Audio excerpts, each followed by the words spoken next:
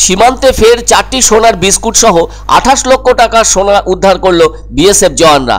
সেই সাথে আটক এক পাচারকারী। এমন ঘটনাটি ঘটেছে নদিয়া জেলার ভারত বাংলাদেশ সীমান্তে। ওই পাচারকারী যখন সোনা পাচারের চেষ্টা করছিল তখন 4টি সোনার বিস্কুট সহ তাকে আটক করে বিএসএফ এর 8 নম্বর ব্যাটালিয়নের জওয়ানরা। তবে বাংলাদেশ থেকে ভারতে সোনা পাচারের চেষ্টা করছিল বলে বিএসএফ সূত্রে খবর। ওই 4টি সোনার বিস্কুটের ওজন 466.60 গ্রাম, যার বাজার মূল্য 27,94,467 টাকা।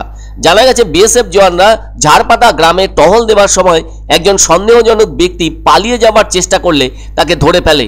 বিএসএফ জওয়ানরা ওই ব্যক্তির কাছে তল্লাশি চালাতেই 4টি সোনার বিস্কুট উদ্ধার হয়। পরবর্তীতে উদ্ধার হওয়া সোনাগুলি বাজেয়াপ্ত করা হয় বিএসএফ জওয়ানদের পক্ষ থেকে।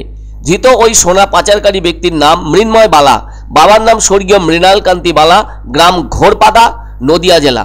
প্রাথমিকভাবে জিজ্ঞাসাবাদে ওই ব্যক্তি জানায় বাংলাদেশের ভেতরে থাকা হুদাপাড়া গ্রামের বাসিন্দা জসিমের কাছ থেকে এই সোনার বিস্কুটগুলি নিয়ে পানিখালী গ্রামের এক অপরিচিত ব্যক্তির কাছে পৌঁছে দিতে যাচ্ছিল। আর ওই কাজের জন্য আটক হওয়া ব্যক্তি মৃন্ময় বালা মাত্র 1,500 টাকা পেত।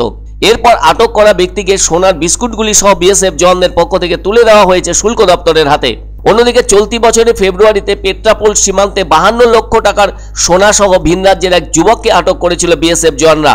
বাংলাদেশ থেকে ওই সোনা নিয়ে বেনাপোল স্থলবন্দর হয়ে পেট্রাপোলে ঢুকেছিল আবু বকর হানিফা জিয়াউদ্দিন নামের এক সোনা পাচারকারী। ধৃতের বাড়ি তামিলনাড়ুতে। তাকে সেদিন বিএসএফ জওয়ানদের পক্ষ থেকে পেট্রাপোলে থাকা শুল্ক দপ্তরের হাতে তুলে দেওয়া হয়েছিল। সেই সাথে উদ্ধার হওয়া সমস্ত সোনাও দিয়ে দেওয়া হয়েছিল। বিএসএফ জওয়ানদের পক্ষ থেকে আরও জানানো হয়েছিল চেকিং পয়েন্টে প্লাস্টিকে মোড়া অবস্থায় ওই ব্যক্তির কাছ থেকে সোনাগুলি মিলেছিল, যা দেখতে ছিল অনেকটা সিলিন্ডার আকৃতির। ধরা পড়ার পর আবু বকর জানিয়েছিল বাংলাদেশের কমলাপুরের আরামবাগ বাস স্ট্যান্ডে সৈয়দের কাছ থেকে ওই সোনা সে সংগ্রহ করেছিল।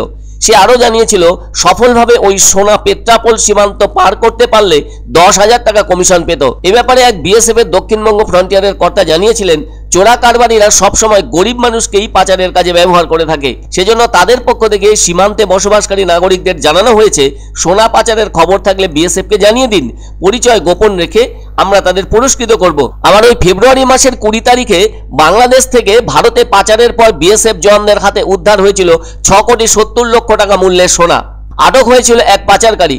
উদ্ধার হওয়া সোনার পরিমাণ 10 কেজি 73 গ্রাম। এমন ঘটনাটি সেদিন ঘটেছিল নদিয়ার হোবান্দিপুরের ভারত বাংলাদেশ সীমান্তে। ওই পাচারকারীর নাম ইমাদুল বিশ্বাস। এর বাড়ি নদিয়ার ভীমাপুর থানার মালুপদ গ্রামে। তারা দুজন ভুট্টা খেতে লুকিয়েছিল।